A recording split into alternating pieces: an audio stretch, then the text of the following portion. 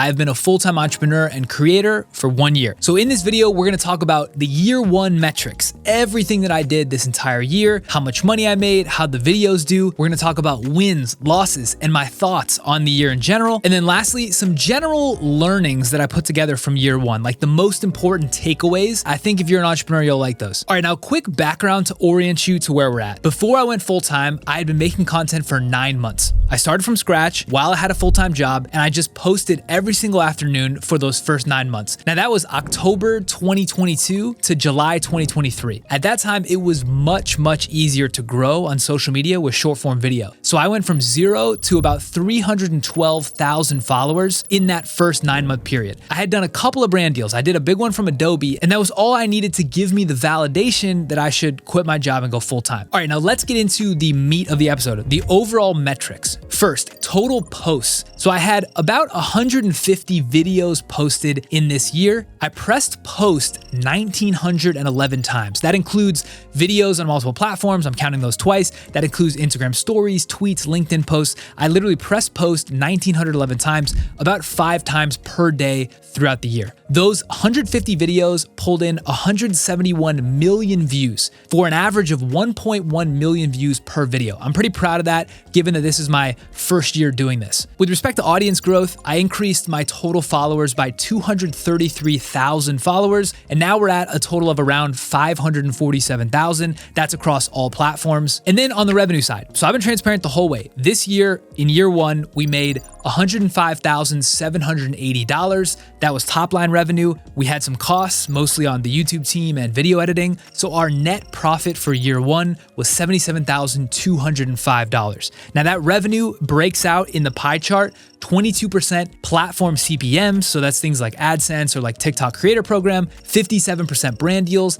19% consulting, and then 2% other like affiliates or subscriptions. So that'll give you a nice picture of how much money I was able to make in year one. Now again, I had 9 months to kind of ramp this up, so it's not like I was starting from 0 in terms of the number of followers, but for the most part, I had 0 business when I started this a year ago. A couple of other cool milestones this year. I actually got a chance to interview Mark Zuckerberg a few weeks ago. That was definitely the highlight of the year. And I've had a lot of celebrities follow me or interact with my stuff. Patrick Dempsey, who's McDreamy, Reese Witherspoon, Gary Vee, Snoop Dogg, Shaq. A lot of people I've looked up to my whole life are actually sharing my content and interacting, commenting on it. So that's really cool. All right, so I want to get into my thoughts, wins, losses. My goal with Blueprint is to be as tactical as possible. I want to speak to me 2 to 3 years ago. If you're me 2 to 3 years ago, you're ambitious, you're hungry, you want this to work, but you haven't really found escape velocity, you haven't found the thing you want to do, you're still kind of lost in that wandering phase. I want you to listen to this or watch this or read this and then run through a brick wall. That's the whole reason I'm putting this together. So overall, I thought this freshman season was pretty good. I was pretty happy with it.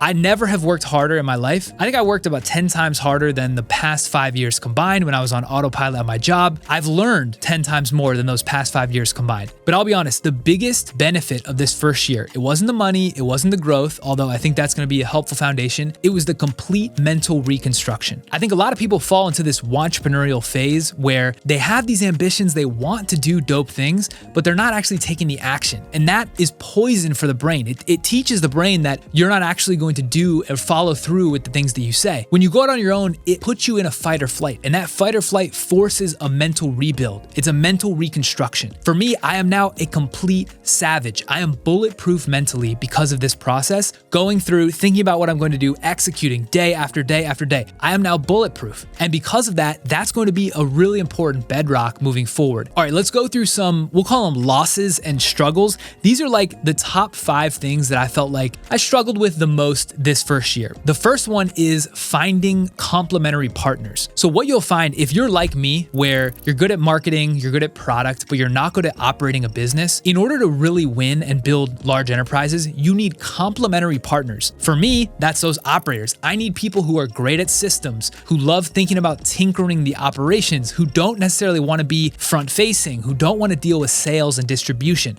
That's what I want. I need a complementary partner. What ends up happening is you attract people like like you. So I've met a lot of really awesome creator and entrepreneur types, but they're like me. If you put two of me together, the business still has gaps, can't win. So I've really struggled to find those complementary pieces. So that's one big piece. The second piece is automation. I really waited too long to try to automate my content process. And by waiting to automate, I had to work harder for longer, and I wasn't able to grow as fast because I was using up all my time to actually make the content. There's a little distinction here that I like to think about: the artist versus entrepreneur. The artist is one who likes to do the process manually because the craft is the art. The entrepreneur is one who likes to start doing the process manually, but as soon as they understand the process, they automate or delegate it away so they can build upon that. I stayed too much in the artist zone this year, mostly because I was procrastinating because I didn't know how to automate, and I also knew how much time and effort it took to build those channels. I didn't want to risk automating them, dropping quality, and then losing adoption. So that was another struggle. I couldn't figure out the automation, but we're gonna figure that out in year 2. The third thing I struggled with was positioning. My interests are super broad, and so when I started making content, I figured, why put guardrails on what I have to make? If I'm interested in all these different things,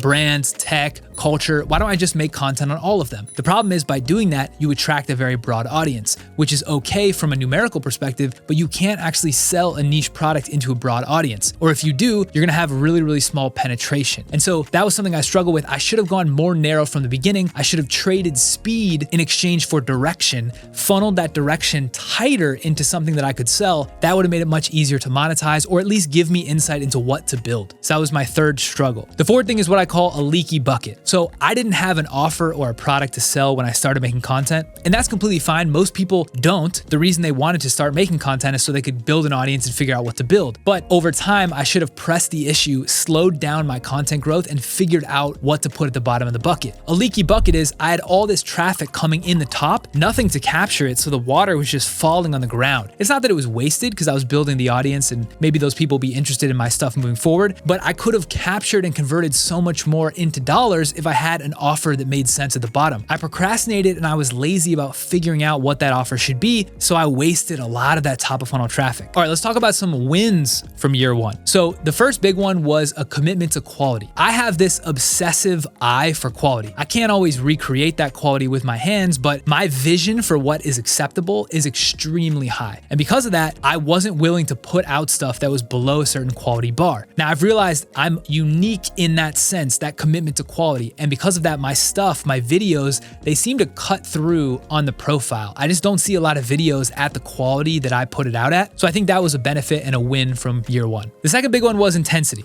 I bring kind of like a chill, laid back energy, but I'm very intense. When I decide to go at something, I'm going all in and I'm obsessing to win. I don't like losing. And I think that intensity also was super helpful to kind of be a through line in everything that I did in year 1. That helped me win. The third piece, which I mentioned earlier, was the entrepreneur friends. I didn't meet a lot of complementary operator partners, but I did make 10, 20, 30 entrepreneur creator friends that are just like me. Growing up, I always felt there was something broken in my brain because I just thought differently than everybody I was around. Turns out I just wasn't around people that were like me. So now the internet has shrunk the world and allowed me to find more of those people. Super grateful for that. And that's probably the biggest side benefit of this whole journey. Other than the mental reconstruction, it's finding other people like me that I can build with, bounce ideas off of, etc. The last win from year 2 was short form video. That single skill, I think I'll be able to eat off of for the rest of my life. And I think that's a really important lesson. If you're watching this and you do not have a hard skill, pick a hard skill: coding, design, writing, video. Pick some hard skill, spend 6 to 12 months mastering that hard skill, and you can eat forever. All right, let's shift into the year 2 strategy talk. So interestingly, before I started any of this content, I made this YouTube video called $100 Million Holdco. I mean, it's really shitty. You should watch it, but it's really bad. But in the video, I outlined my master vision for what a decade-long process would look like to build a $100 million holding company. And what's funny is if you watch that video and then map to the actions that I've actually taken, they are very much in line. So in this section, I want to kind of go through what is that master strategy? What parts have I knocked off on year 1? And then where am I focusing my attention for year 2 to continue along that path? So the strategy is super simple. Step 1, develop content knowledge. So master the skill of generating, funneling, and converting attention at will for one specific format. Step 2,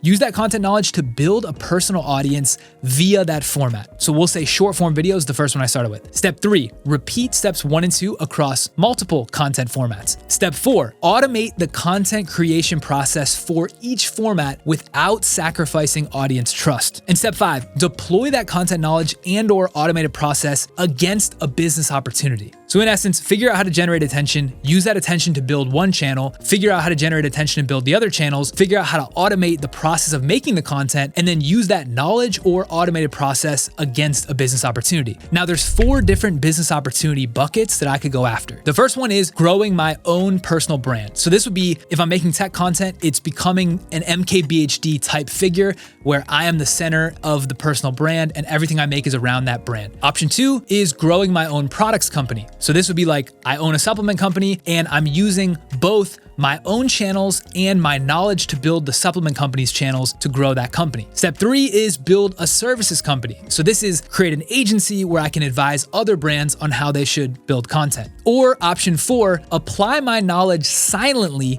to help grow other brands. So this would be like me creating faceless YouTube channels or TikTok shop accounts where I monetize by growing other brands, but nobody knows it's me. Those are kind of the 4 business opportunities that I could apply this content knowledge against. So in year 1, I figured out how to generate short form attention at will. I grew short form channels pretty big. I've got 550,000 followers, not massive, but pretty big. And I started down the path of figuring that out for YouTube and email newsletter, although I haven't done those yet. So in year 2, my focus is figure out how to automate the short form content process and then apply that against one of those 4 business opportunities and figure out steps 1 and 2 for YouTube and email. Figure out how to actually make YouTube and email work. I'm not yet to automate the YouTube and email part, but I can start automating this short form content process. That's what year 2 looks like.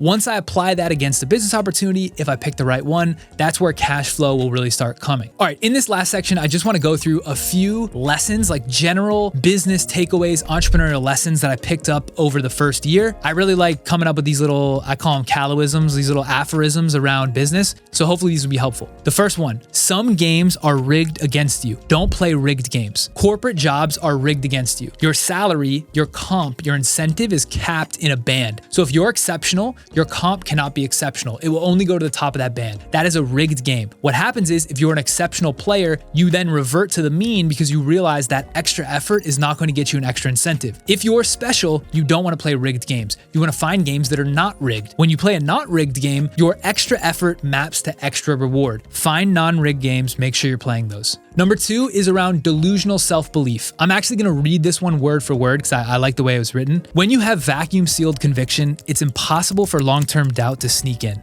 To win, you must have an absolute certainty about yourself as the jockey. I'll ride 1,000 horses if that's what it takes because I have delusional belief in my own ability. This belief is a prerequisite for doing amazing things. If you don't have this delusion, but you want it, spend hours inward via meditation to convince yourself. Some people are born with a higher predisposition to be this way, but anyone can jailbreak their mind. You need to positively brainwash your programming. Your thoughts are simply programs. You can change the programming if you change your inputs. Easiest way to change the inputs is with your eyes closed. Fortunately, I had some of this ability embedded in me, but I forced the last mile this year via meditation, and it changed everything. I am now bulletproof mentally. This is starting to sound a little woo-woo, but I believe all successful people have gone through this process, they just don't talk about it. I will. This has been the best thing I could have done this year. I alluded to it earlier. My mindset is bulletproof, and if you don't believe in yourself, you'll never achieve what you want. There's a systematic way that you can retrain your brain. I call it jailbreaking the mind. You can call it whatever you want. You have to do that. If you don't believe, if you don't wake up, look in the mirror and be like, I'm a dog, you won't win. You have to have that. And you can say that's delusional. It is. You can say that's woo-woo. It is, but that's key and it works. If you want to understand how to do that, I'll talk about it in future episodes. But to me, if you don't have that, it's not worth even moving down the path unless you figure that out. All right, the next one, do interesting things to attract interesting people. Most of my life, my early professional career, all I wanted was for the interesting people doing cool shit to notice me. And they would never notice me. And I would wonder, why are they not noticing me? And they weren't noticing me because I wasn't doing anything interesting. If I found a way to sneak into one of those dinners and the conversation came to me and they said, what are you up to? What are you about? I wouldn't have had anything interesting to say. And that's when I realized you need to do interesting shit to get those people to invite you into rooms. The most interesting thing you can do is build a project, build a company, some initiative, launch or make or create something. You need to make something and interesting people will find you. This is how to unlock the interesting problem. The next one, incentives are all that matter. This is a really simple one. The first thing you should look if you're not getting the thing you want from somebody or you're in a partnership it's not working, incentives. If someone is not incentivized to do the thing you want them to do, they won't do it. If they are incentivized, they will do it. Always start with incentives. Figure out what incentivizes something. It's not always money. Figure out what they want and structure the contract or the terms or the rewards to give them that. If you do that, you will win. The next one, you can't hit your ceiling with ankle weights on. You got to really audit your surroundings. Are the people you're hanging out with, the place you live, your family, the things you're listening to, the things you're watching, are those things holding you back or are they helping you? Are they headwinds or are they tailwinds? If they're headwinds, you're just hurting yourself. You're putting ankle weights on your ability to dunk. You want to dunk, take the ankle weights off. The next one, skills are the currency you're looking for. I talked about this earlier. If you want to win, you have to have hard skills. Management is not a hard skill. You build a hard skill and then maybe you can manage, but you have to have the underlying hard skill. Because at the end of the day, when shit comes to bear, people fire their managers because managers don't have hard skills. Hard skills are how you make things. If you don't want to depend on anyone else, you need a hard skill. Coding, design, writing, video, paid ads. There's so many hard skills, but I think a lot of people fall into this trap of, well, I don't want to actually do anything. I just want to strategize and tell people what to do. That works if you have a hard skill baseline that you could fall back on, but if you don't, you're not really defendable. And if you're not defendable, you're not going to be able to command a high value in exchange for your services. All right, the last two. All you have to do is stay alive. You're playing a forever game. If I gave you 20 million and I said good luck, you'd last about 6 months on beaches and messing around until you realized your brain started to twitch and demand action. Brains are problem-solving machines, and if you don't give it a problem to solve, it will create a problem for you to solve. You have to realize that this is a forever game. For me, business is the game I want to play. People are going to have to do things forever. If you don't do something, you will start to atrophy over time. That means you don't have to rush. You can play the game forever. And when you realize that, it alleviates some pressure, which means the only thing you have to do is stay in the game. Stay alive in the game long enough for serendipity to start happening. You will start to slowly win, and then you'll realize it's a forever game that you enjoy playing. And the last thing is greatness. I believe if you have the ability to be great, you owe the world an attempt. We'll leave it there. Thank you guys for watching. Make sure to like, subscribe, comment. We're on a journey. We're on a mission. We're doing it together. Just remember, keep going. Peace.